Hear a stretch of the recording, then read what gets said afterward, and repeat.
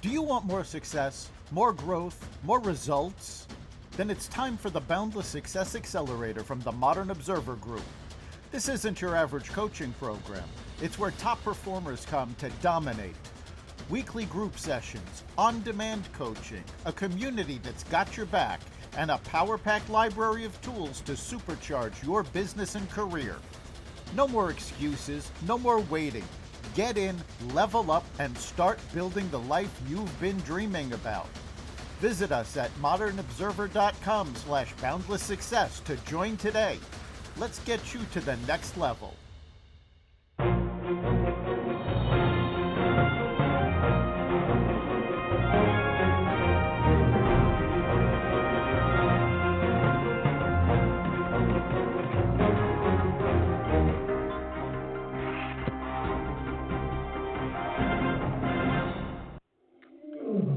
Welcome to another edition of Carnivore Bites. I'm your host, Jeff Sherman, along with Dr. Eric Lopkin. A very interesting and somewhat comical week, Dr. Lopkin. Good to be with you again. Let's start off with maybe some more serious issues and also quite interesting, especially as someone who likes history and politics, which we both do and our listeners do as well.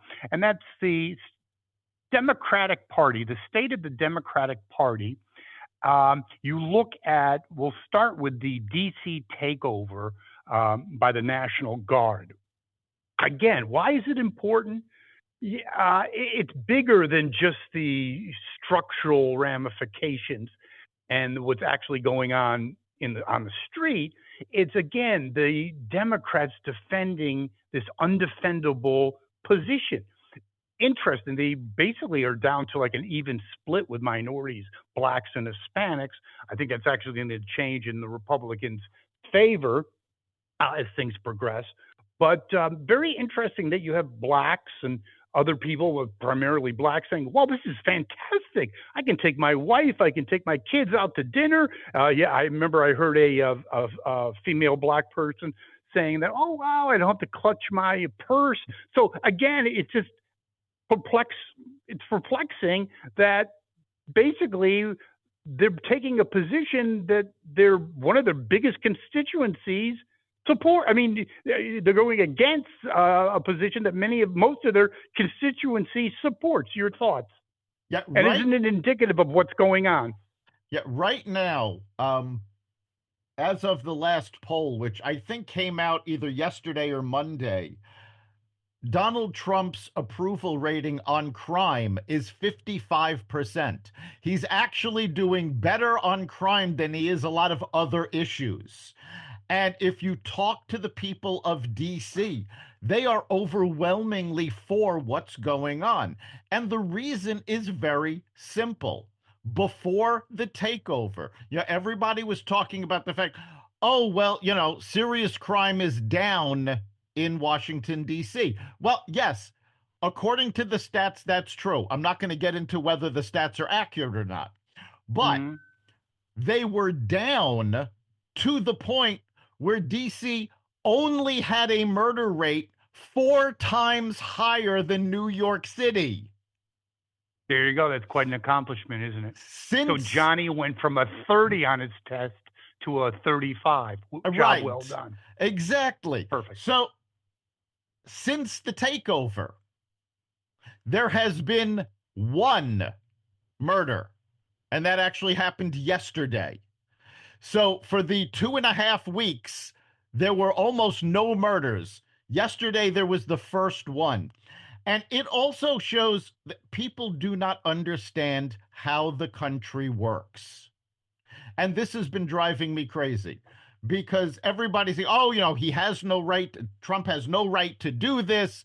The mayor would have to do this. No, Trump has every right to do it because it's Washington, D.C. Washington, D.C. is not like every other city. It is a federal city. To put that in layman's terms, Donald Trump is effectively the governor overseeing Washington, D.C. Yes.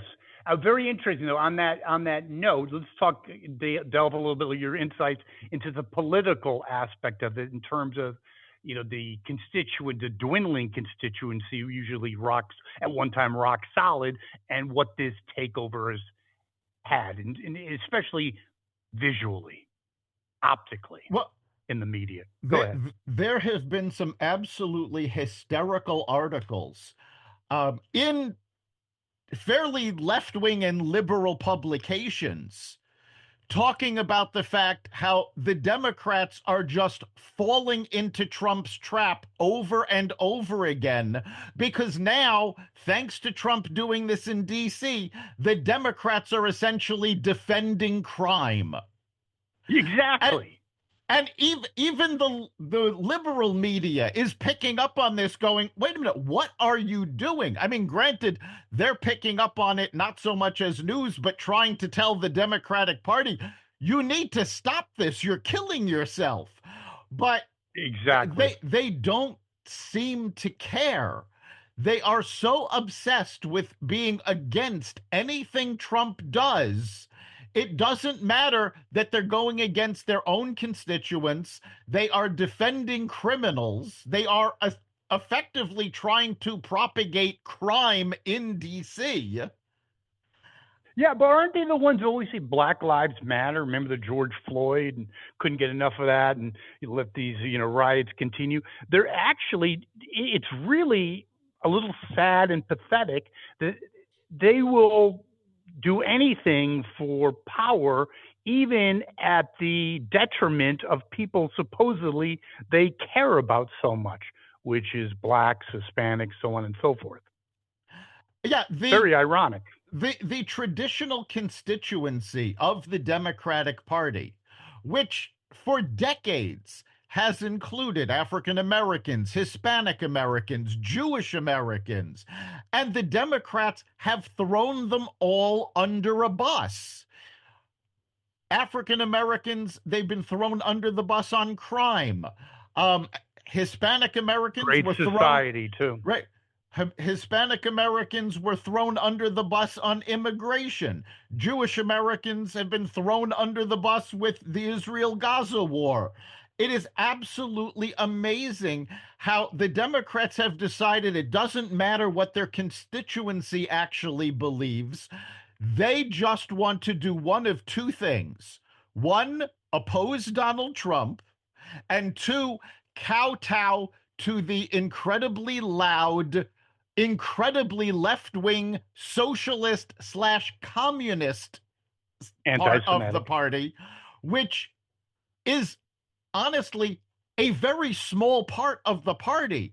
But because they're so loud, they've kowtowed the centrist politicians into silence. And I found it very interesting, talking about that far left end of the party.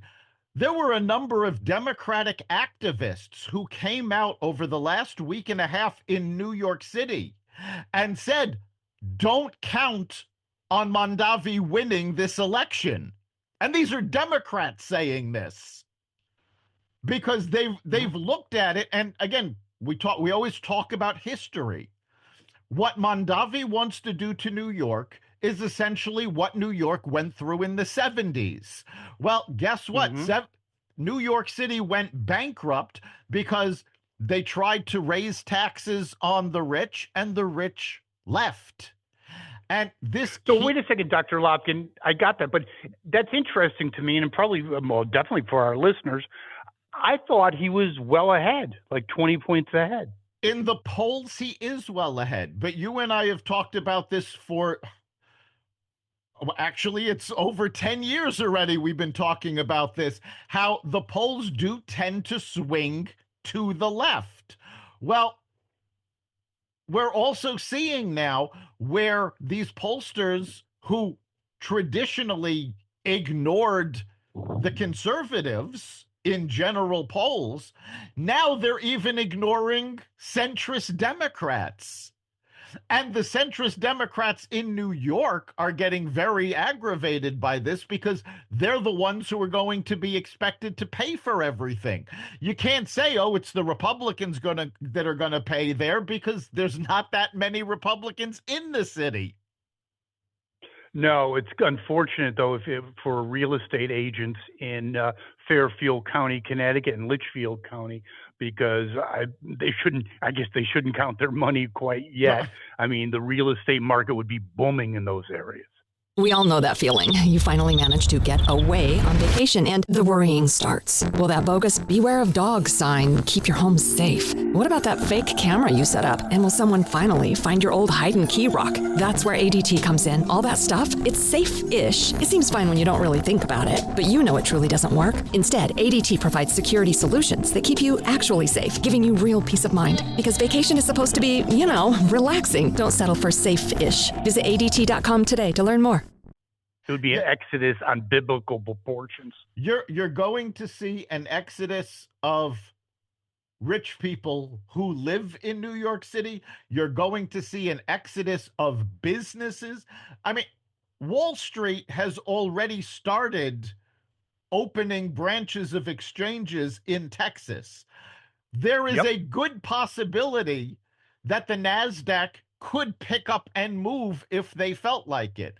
Now, I don't know what their contracts are in terms of real estate. They have a lot of real estate restrictions in New York because of their offices.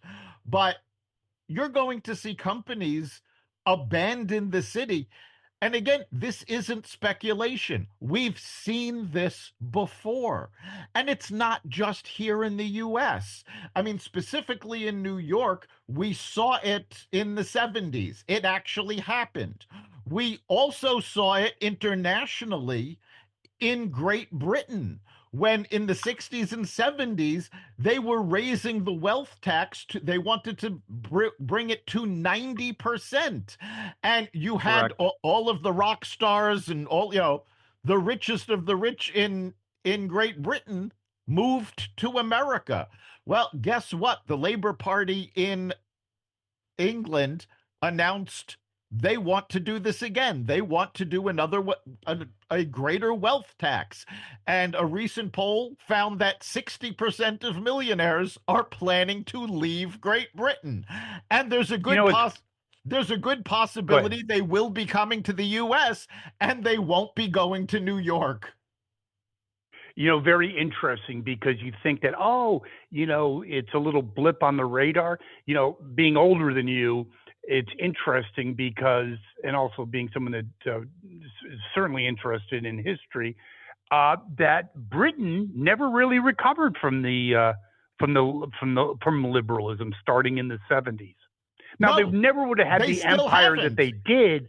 That's what I'm saying. No. So this is 50 years of decline. So it's not just a blip, it can be everlasting. Yeah, if it's not taken care of, this can decimate not just a city, but an entire country. And we've seen it happen.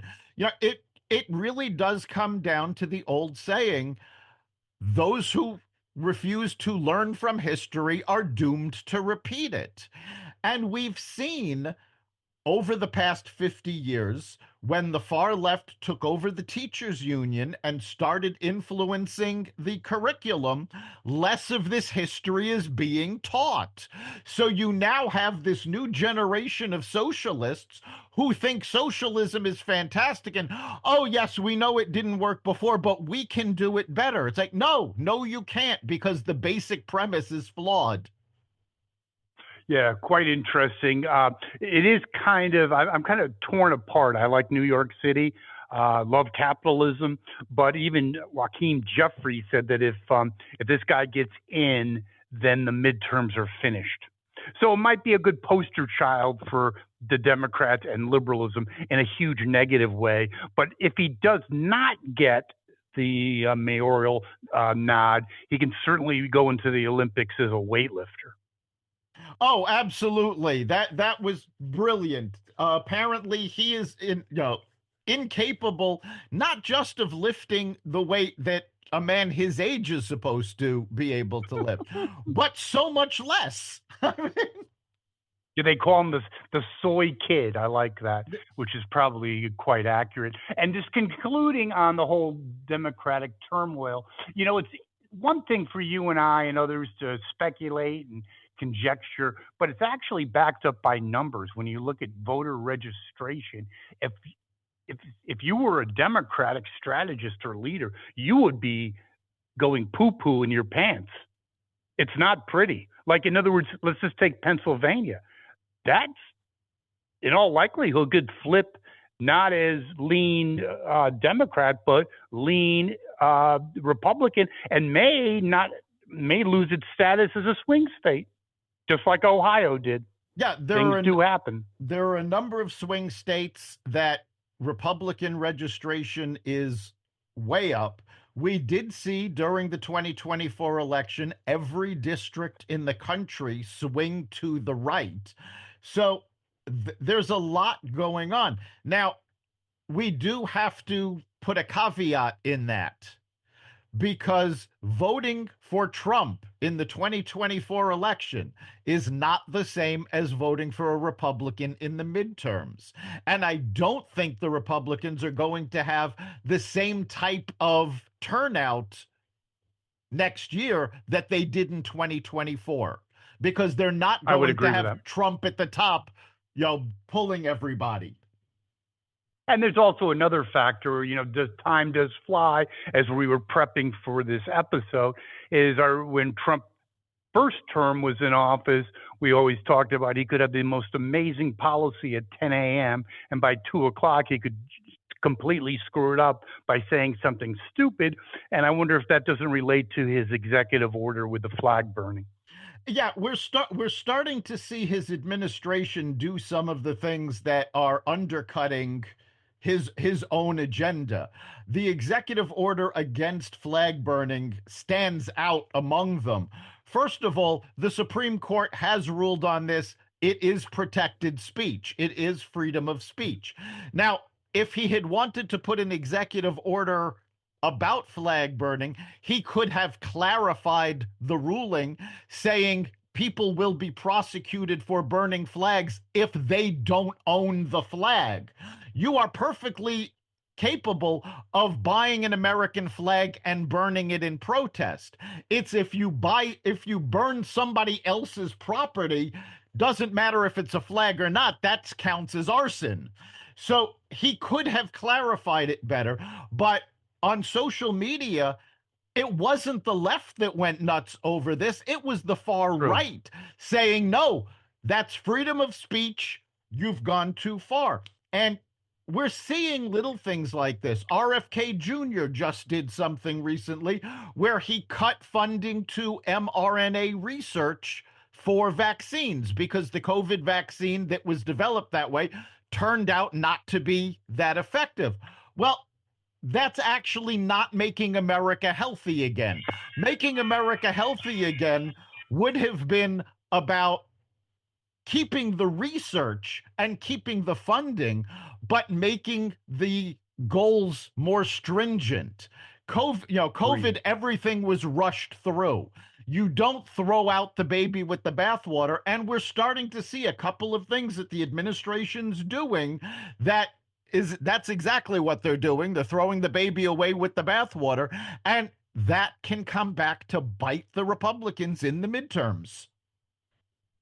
Agreed. And again, we kind of left this, but I just want to kind of revisit it just for a second in terms of the Democratic spin cycle. And, again, taking the 10% of a 80-20 or 90-10 issue, and that's Alberto Garcia. Basically, the Dems rallying to his side, the senator from Maryland.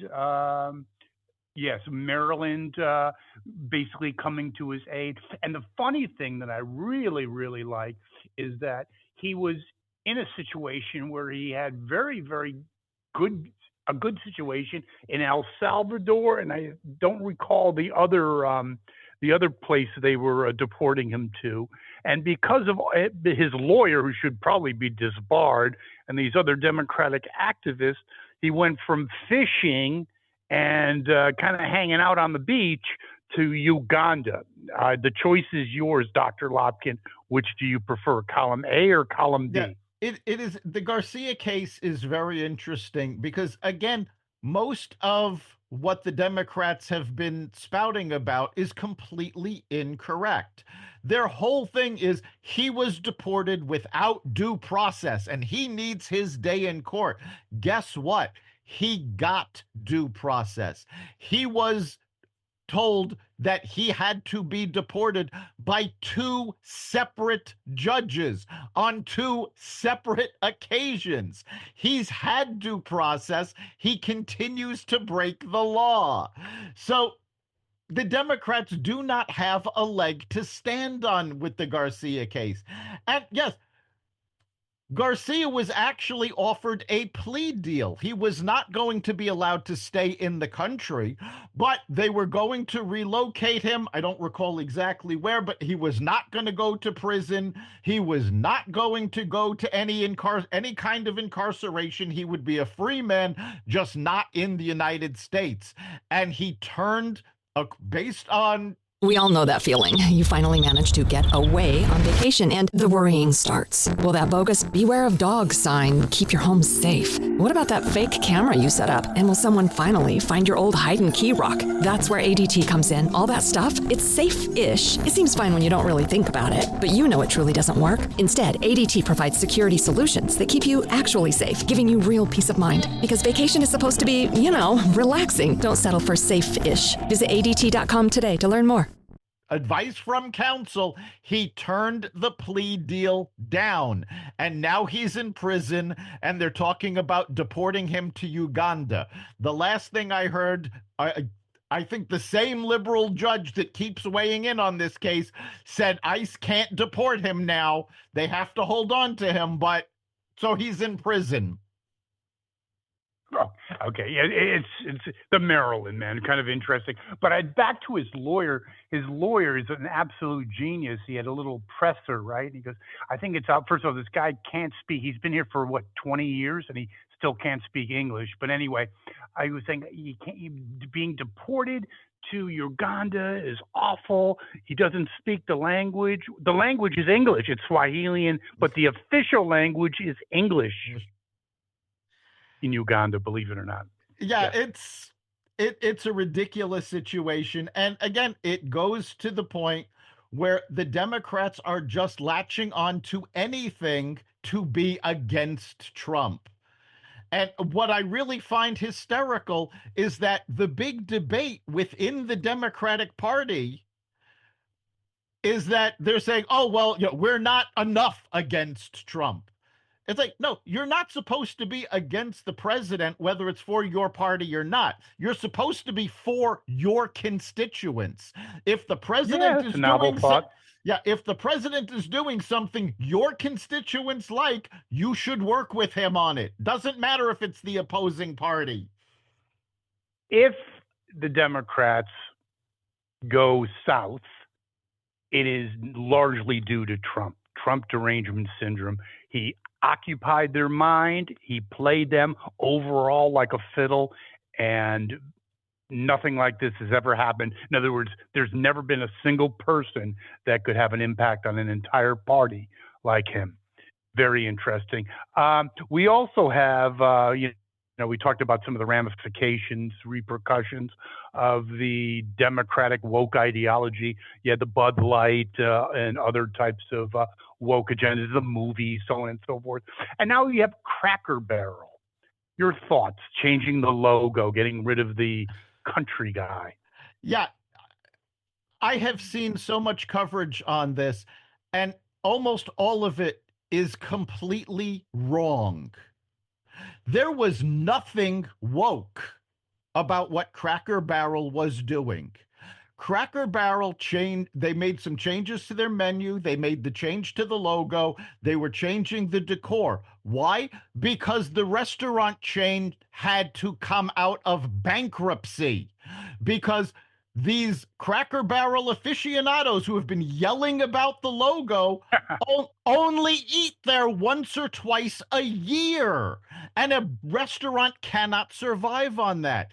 They had to come out of bankruptcy and make changes to the restaurant to appeal to a larger group of people. They opened a pop up shop in New York City to try to get New York City residents interested in Cracker Barrel.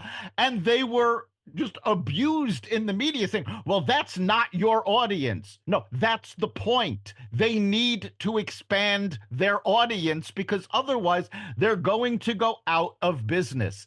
Now, I think Cracker Barrel, again, they've been criticized up the wazoo for not paying attention to what their customers said.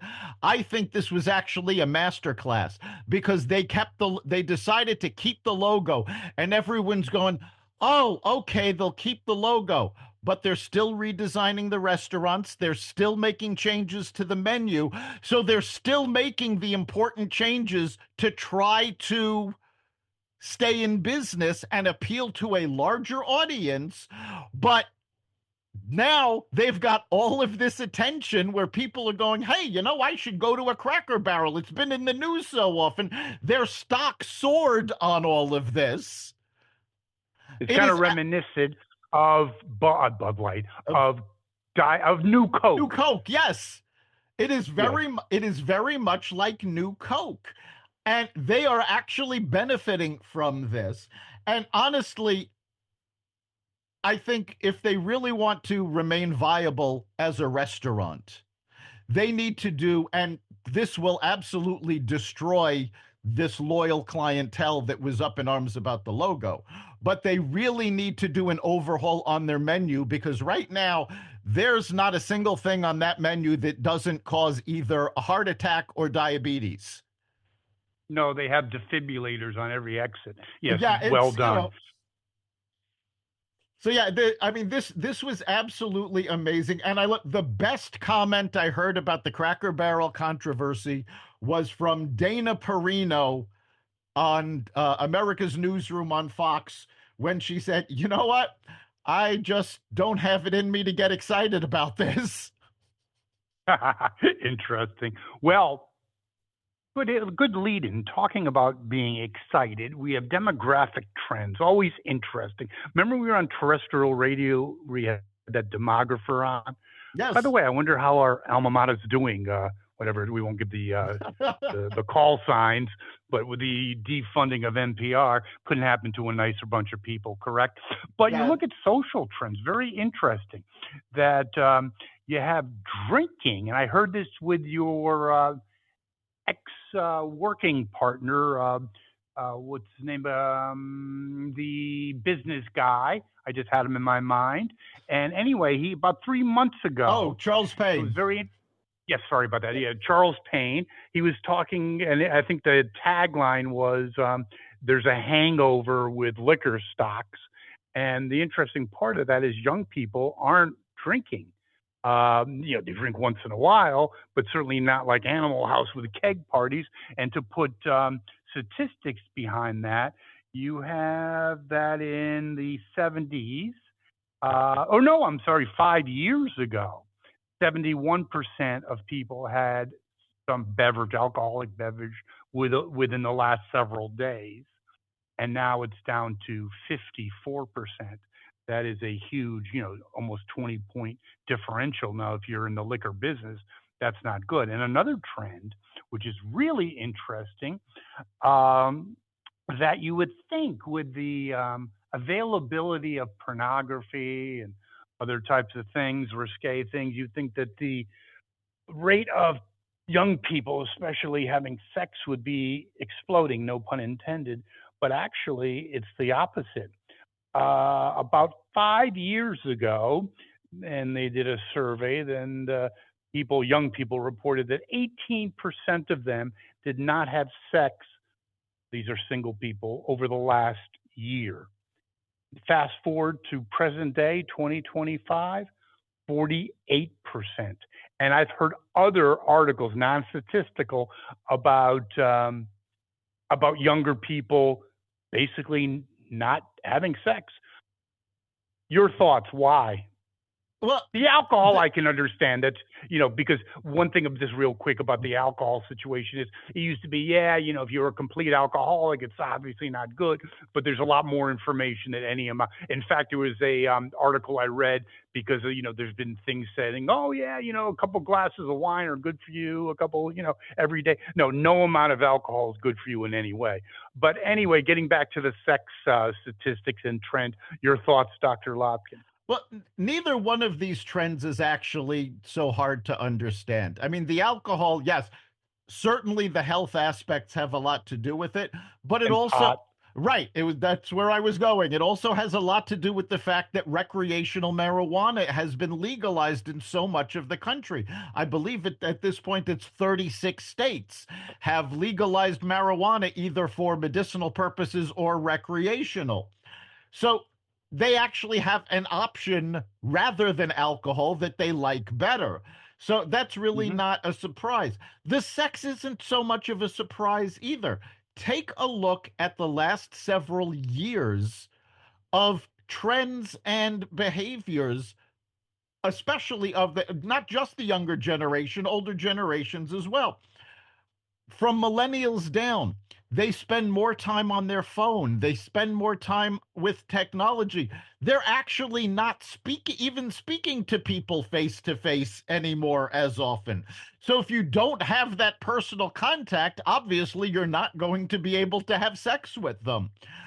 Another very interesting thing is this is a statistic that goes back decades. They found as porn usage goes up, actual sex goes down. Well, now we're in a brand new world where there are AI porn sites where you can actually create your own porn online, have interactive sex chats with an AI. So No, no, this wait, I got to interject something on that point of AI. Don't quote me on the numbers, but it's pretty close. By 2030, it's like something crazy, like almost 20% of marriages or relationships will be between humans and AI. Yeah, I mean that's a disturbing statistic because True. you should not be in an intimate relationship with an Yeah, AI. But that is actually what we're seeing.